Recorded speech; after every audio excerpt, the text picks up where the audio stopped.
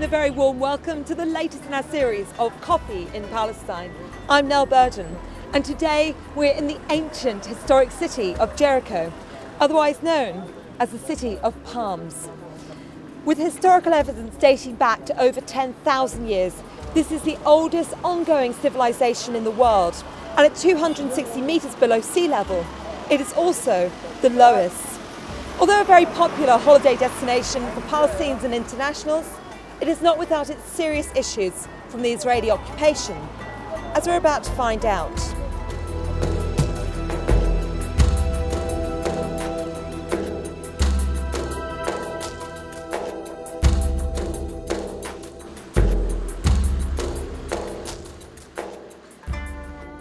Thank you. Welcome in Jericho. Thank you very much. Okay, shall we go? I met with an expert in Palestinian ancient history, Dr. Wael Hamamra. He explained to me the importance of the oldest city in the world for Palestinian history and tourism.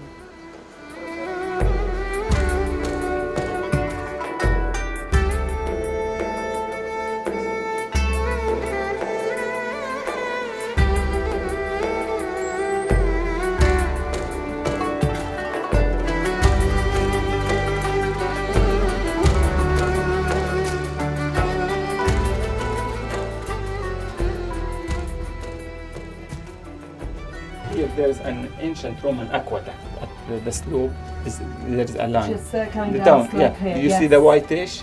We have this ancient Roman aqueduct. Ah, yes, yeah, I yeah. see. There's one down and there's another one up. It shifts the water to the Roman city of Herodes Palace, Dul Abu Alaik. And can you just show us the buildings on the side, so This the is Orthodox? this is the Greek Orthodox monastery, Yes. which called Mount Temptation, Yeah. and also it called Mount Krontol. It came from Quarantana. Quarantana means 40. In Greek, it means 40, and this is the 40 days and night which Jesus stay in the site.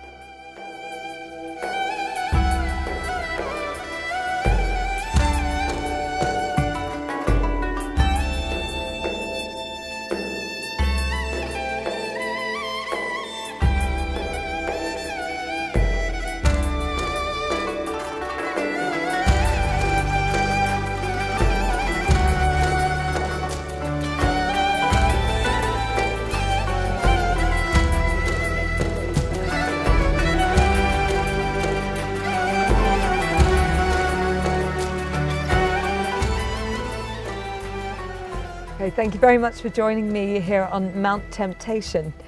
First of all, can you tell me a little bit about this area? Now we are in Mount Temptation. It is an important mountain related to the Christian beliefs, where Jesus feast 40 days and night. Okay, and as we can see, it's great for the tourists because you've got a cable car coming all the way up. But that wasn't always the case, was it? Yeah, there is two choices to reach the monastery. Maybe you can reach it by the cable car, the telepheric, or you can reach it by foot. There's steps adjacent to the cliff of the mountain. You can climb them and reach the monastery. Right. So you're telling me that we're surrounded by very, very important sites. Yes. Now, who's in charge of the upkeep of these sites? And I want you to explain the upkeep in Area A and in Area C. Yeah. Many sites located in Area A. But some other important sites located in Area C, for example, the Herodes Palace, Dul Abu Alaik, they are located in Area C, and this important site included a wonderful palaces dated back to the Hellenistic and Roman period, and they are the Hellenistic and the Roman Jericho at that time. Nowadays, the Palestinian Ministry of Antiquities cannot work there or develop and open this site to the tourists and to the local people. So will that essentially destroy the upkeep and history of the site because people can't come and see it? So is there any monitoring of these sites and how well kept? During the 70s, the Israeli Department of Antiquities made some excavations at the site. And nowadays, if you visit the site, you will find that many of the result, the structure of that excavations now deteriorated or damaged because they are in Area C and nobody can work and develop the site from the Palestinian side. Okay. How many parts of these sites have actually ended up in Israeli museums?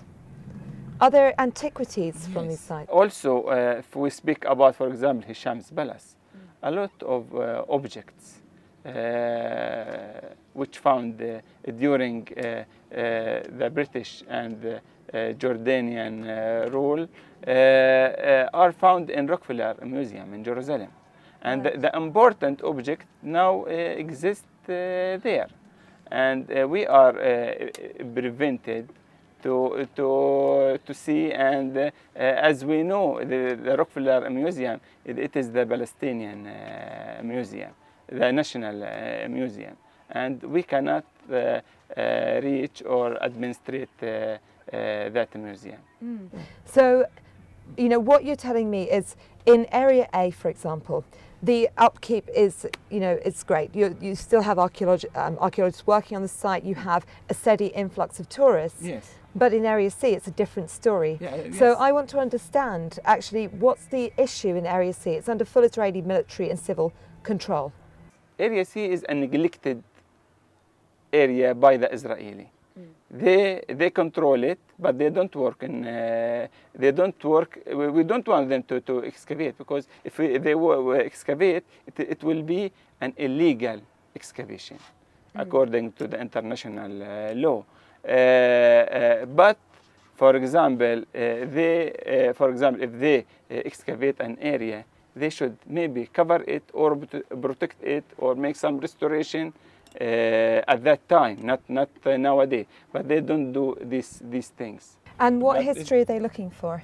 They're looking for a site connected to their history. But if the site related to an Islamic or, let's say, a Bronze Age or a prehistoric site, they don't take care too much in these sites. Why are they most interested in the Iron Age? As I told you before, because they thought that this is related to their history. Let's end that there. Thank you very much. That was a great interview. So now we'll go and see where Jesus was fasting for 40 days and nights. Okay. Great.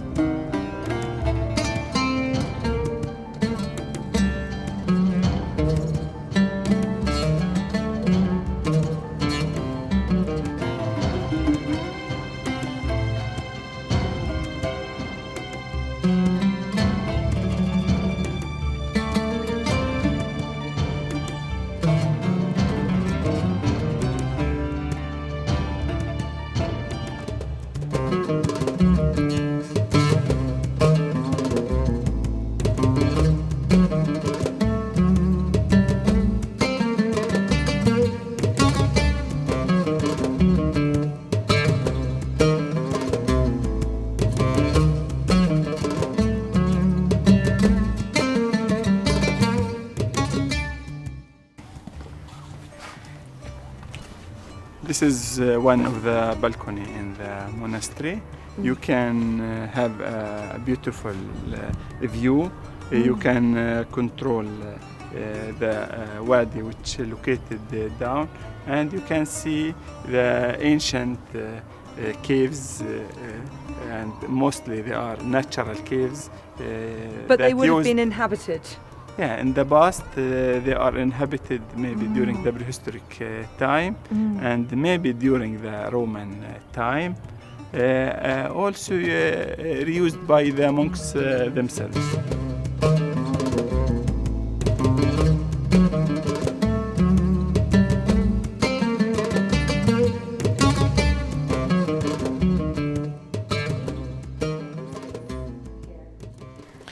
This is according to the Christian belief that this is the stones which the Satan told to Jesus, I want to convert these stones to bread for you.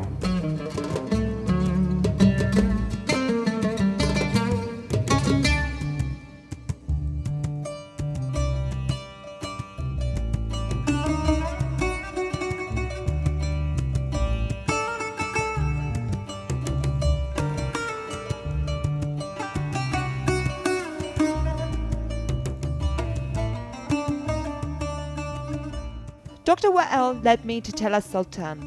This site is the oldest excavated site in Jericho, which contains the oldest known civilization in the world.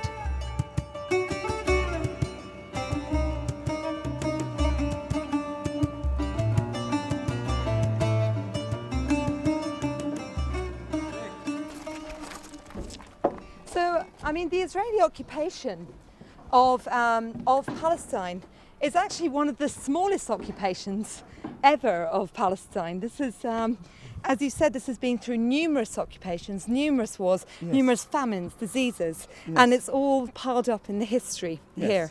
Yeah. So all of this history accumulated close to the spring of Ain al-Sultan. Yes. Because of this, we found here several stratas of phases. If we look in the sections of this trench, which excavated by Kathleen Kenyon during the 50s of the last century, we found, for example, a strata with light gray color. Then there's brown layer of earth. Then another, let's say, dark brown or gray layer. Yes. And each layer have its own history, have its own period. So actually, you say these layers, do they have anything to do with human habitation? Yes, if we are closed down, we, for example, find some, because the lower stratas and layers dated back to the prehistoric period. So we will find the tools which used by the ancient man in Palestine in these layers. We will find some knives or flints or hand axes or arrowheads from flints in these layers. We will find some huts or small rooms, the corner of them, or some installations related to that period. But the magnificent, let's say, discovery was this huge tower. And this tower, to the west of it, there is another stone wall, which nowadays covered by the fallen of the earth from the both section of this trench. The diameter of this tower is about 8 meters, and the same as its height. And the tower have 22 stairs, which go from the bottom to the bottom, from the bottom to the top. Create this stele or pile of earth. Just incredible. And how old is this tower? This is 10,000 years ago. 10,000 years ago. And it's the first tower of its type in the world in that era. The huge structure in the world, not only in Palestine, in the world at that time, this tower. If we want to compare it, we can compare it with Çatalhöyük in Turkey, but this is more huge and earlier than that one.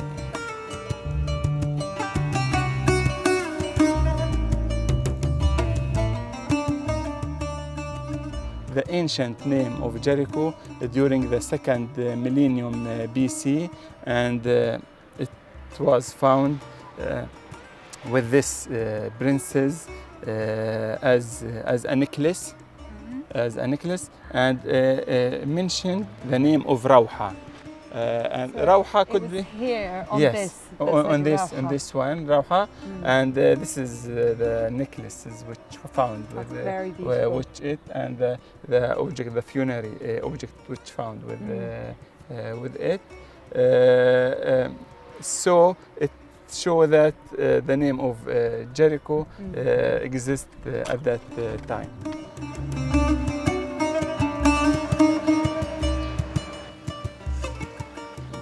As described by Dr. Wael, all of these historical sites in Area A are well renovated and looked after and are great for tourism here. But now we're going to go to Area C under full Israeli military control, where many of the historical sites are looted and the items end up in Israeli museums.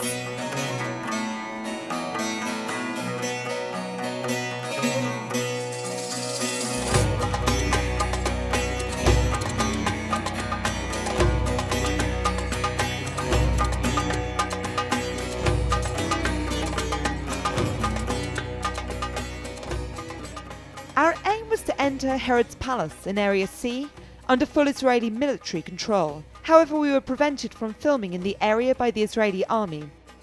Instead, we entered Hisham's palace in Jericho. Although this area is under Palestinian control, this wasn't always the case. In 1994, this was handed back from the Israelis to the Palestinian Authority. However, the majority of objects were looted from the site before this time. Many items now lie in Israeli museums, and they've refused to give them back to the original site. You're going to show us Hisham's palace now. Tell me a bit about this. Yeah, Hisham's palace is an Umayyad palace since the 8th century. It was constructed in the year 724 AD, so by the Umayyads, by the Umayyad dynasty, and it was one of the Umayyad winter palaces in the Middle East.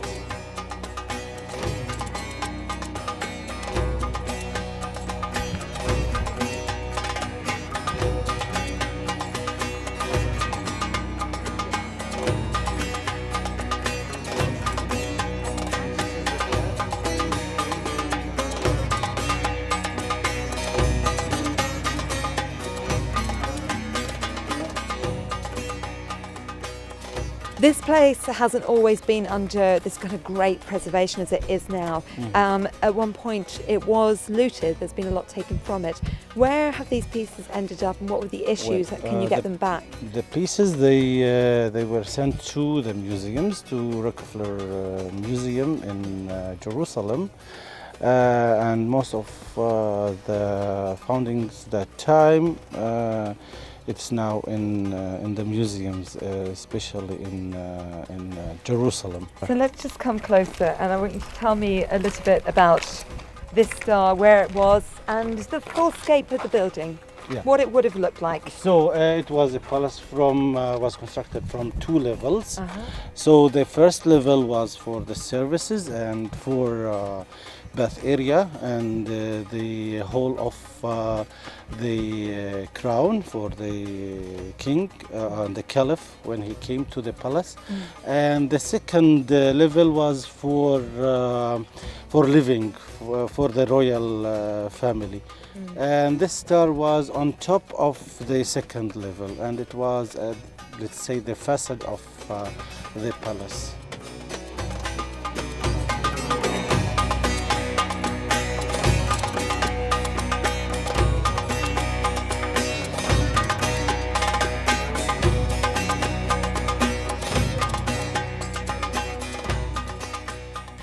Who controls the majority of tourists that come from around the world into this area? Do they come with Israeli tours? Do they come with Palestinian tours? Where do they get their information about this area? Well, the majority. The majority, they take the information from guidebooks in Europe, you can find, and United States. So you can find many guidebooks that advertise the places. Yeah. And also the travel agencies. The Israeli travel agencies are more powerful than the Palestinian travel agencies because they have more flexibility in the work. But the Palestinian travel agencies, they have regulations that they have to follow these regulations.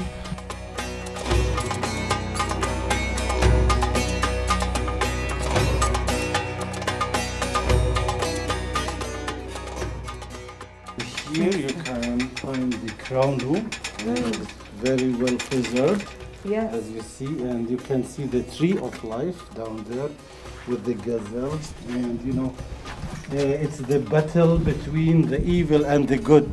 Oh, right. So you can see here the lion. The evil is dealing with the good and hurting the gazelle, and over there the gazelles live in peace. So, and the tree of life. So the life is full of contradiction.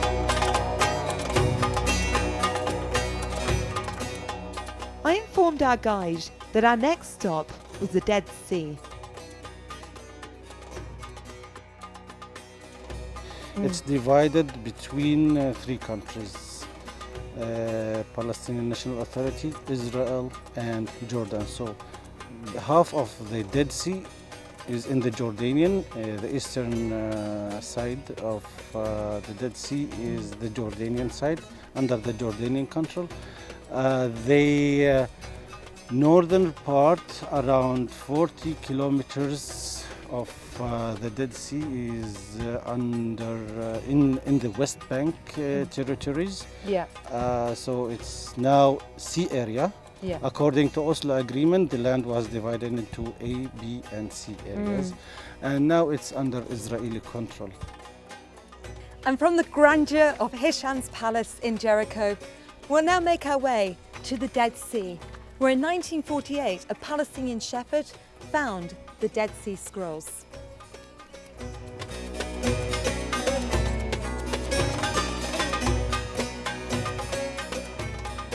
A few kilometers from Jericho, we arrived at the Dead Sea, also known as the Salt Sea. This large lake borders Jordan to the east and Israel and Palestine to the west. It's a hypersaline lake that is truly one of Earth's unique places. This is the area in which a Palestinian shepherd had founded the first of the collection of the Dead Sea Scrolls, the most important findings in biblical history. The Dead Sea now serves as an international holiday destination. However, the Palestinians do not benefit from this, as a small strip which remains under their control also lies in Area C, and they are not permitted to build infrastructure. The Israeli side is a different story. With large hotels and heavily guarded resorts, tourists and their millions flock here every year, though quite often, the Palestinians are forbidden entry.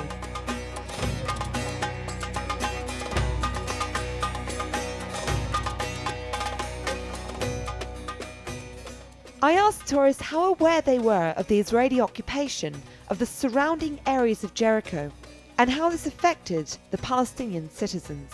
The answers were unsurprising. It's very difficult, and the problem is so many politicians already try to find a solution, and how should we? But I think it's very important that that everybody is aware of it and tries to understand the situation on both sides, of course. Jericho? Do you know anything about the politics of it? Not the area, the Israeli area as the whole country, but not just the specific area in here. Yeah. So do you know which country this Yeah, it is Palestine. This is Palestine. And what do you know about the occupation here? Not much. That's a really tough question. As a Christian, I guess I am like in the middle of both. You know, I really can give an opinion whether it's good or bad, because I really don't know much of the history. So we gotta know the history to know who's right. But you don't know the politics of the area? No.